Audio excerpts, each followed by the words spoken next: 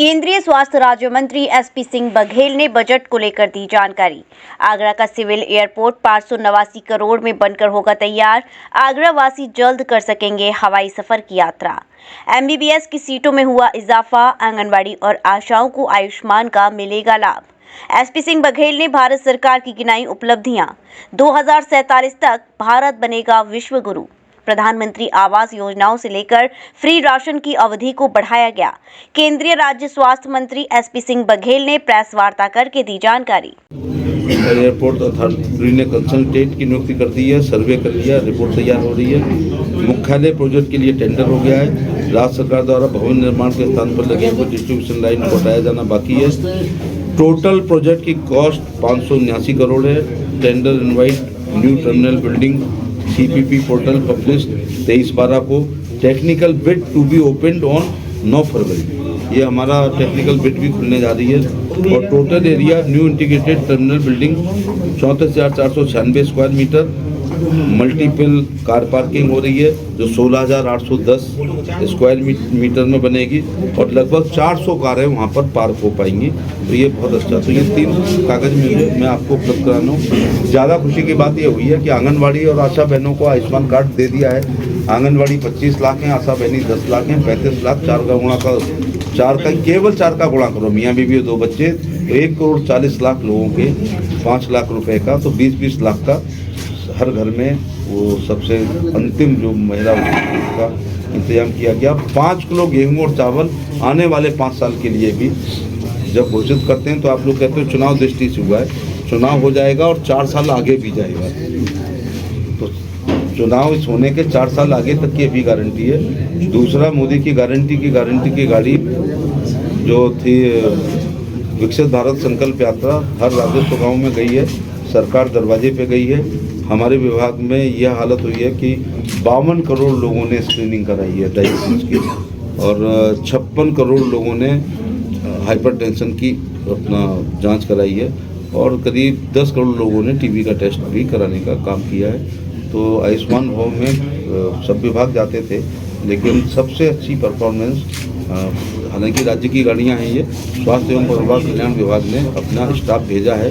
मौके पे Ayushman card generate किए गए हैं।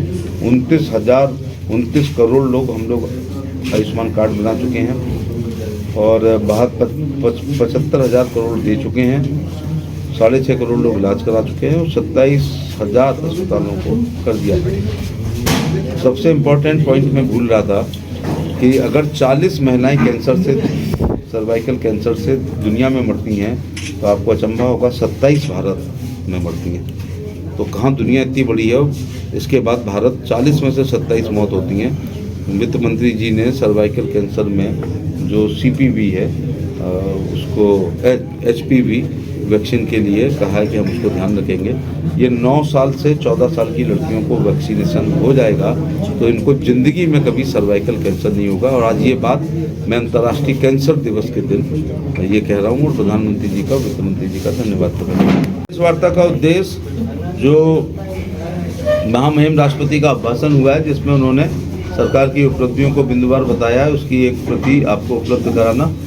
नंबर 2 बात है कि बजट जो बहुत ही शानदार बजट प्रधानमंत्री जी के नेतृत्व में वित्त मंत्री जी ने पेश किया है, जो सर्वग्राही है, सर्वस्पर्शी है, सर्वव्यापी है।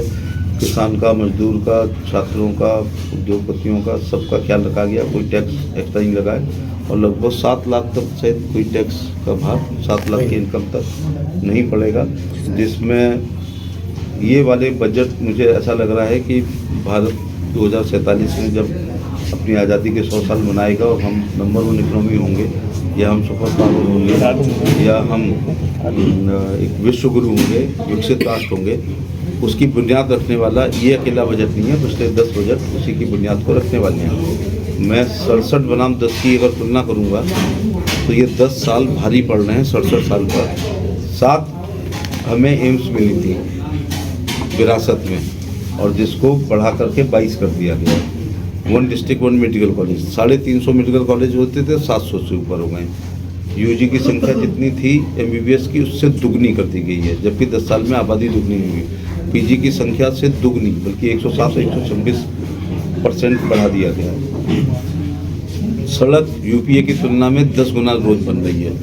हाई स्पीड ट्रेनें चल रही हैं। वंदे भारत की एक को देखने हम लोग गए थे, सीरीज हो गई है। दुरंतो राजधानियाँ चला करती थी, गतिमान इसी सरकार की देन है। शताब्दियों के लिए रूट हो गए हैं। अभी ट्रेनें लेट होने के कारण फॉग के अलावा सब ट्रेनों की पटरियाँ, सब लाइनों की ठीक करी जा रही हैं, जिससे हाई स्पीड ट्रेनें हम लोग चला सकें। 517 नए हवाई रूट चिन्हित कर लिए गए हैं, जो प्रधानमंत्री ने कभी कहा था, जिसको लोगों ने मजाक उड़ाई थी कि हवाई चप्पल वाले हवाई यात्रा करेंगे। ये गोरखपुर से मुंबई जाते हुए मैंने देख लिया है कि वो इतने फर्स्ट टाइमर थे कि अपने बैग को अपनी गोद में लिए लेके शुरुआत समय में बैठे थे, जब तक एयर होस्टेस नहीं आई।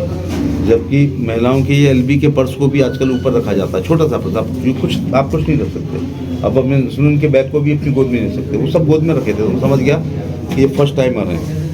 तो 1000 नए एयरक्राफ्ट आ रहे हैं। आप सब लोग आगरा वासी हैं, ये 80 साल पुराना एयरपोर्ट है, लेकिन केवल एक फ़्लाइट आती थी, वो दिल्ली, आगरा, खजुराहो, बनारस, कभी कभी वो काठमांडू जाती थी। ऐसा 40 साल पहले होता था। इसी मोदी जी का कार्यकाल कह लो या मेरे वाले 4.5 पौने 5 साल में अब लखनऊ, आगरा लखनऊ, आगरा जयपुर, आगरा बेंगलोर, आगरा अहमदाबाद, आगरा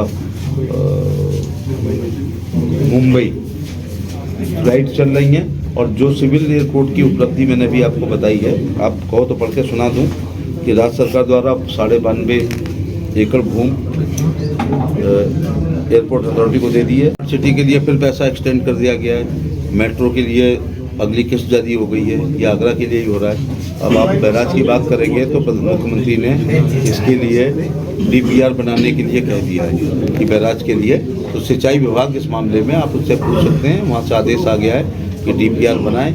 और मैं राजनीतिक लोगों से कहना चाहूँगा कि इस डीपीआर में कोई दखलंदाजी ना दें। जल विशेषज्ञ बताएंगे कि अपर स्ट्रीम में बनना चाहिए या डाउन स्ट्रीम में बनना चाहिए। किसी की ज़मीन अपर में है तो किसी की लोअर में है, ये तो जल विशेषज्ञ बताएंगे। और आगरा के मेरे पूर्वज सीनियर नेताओं ने अप और डाउन के चक्कर में इस बैराज में 10-12 नकली या असली शिलान्यास हो चुके हैं।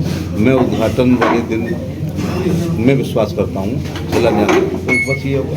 ऐसी तमाम चीज़ें आगरा के लिए, 5 किलो गेहूँ चावल खाएंगे, वो भी आगरा के खाएंगे। प्रधानमंत्री आवास के लिए एक्सटेंशन हो गया है। 2 करोड़ मकान और कह दिए गए, तो 2000 तो हमें भी मिलेंगे। 2 करोड़ मकान और एक्सटेंड हो गए हैं, तो मुझे लगता है 2 करोड़ में 20,000, 10,000, 2,000 आगरा आगे की मांग थी सर कि अंतर्राष्ट्रीय स्टेडियम होना चाहिए, हवाई अड्डा भी होना चाहिए। नहीं, हवाई अड्डा की तो इंटरनेशनल का नियम है कि जब जेवर एरियल डिस्टेंस में 20 मिनट का रास्ता रह गया है तो वो एक अंतर्राष्ट्रीय कुछ कानून चलते हैं। लेकिन हमारा सिविल एयरपोर्ट बनेगा तो इसी पर हिंदुस्तान की हर राजधानी या बड़े शहर से एक फ्लाइट आगरा रोज ताजमहल देखने के लिए आया ही करेगी। मंत्री जी आगरा का सौभाग्य के वाकई विश्व स्तरीय चिकित्सा सुविधाओं से युक्त JP diagnostics radiology and pathology centre, Mathura का पहला complete radiology and pathology diagnostic facility से सुसज्जित। Doctor Deepak Agarwal and doctor Nidhi Agarwal, JSR tower, Govardhan crossing, NH 90, Mathura.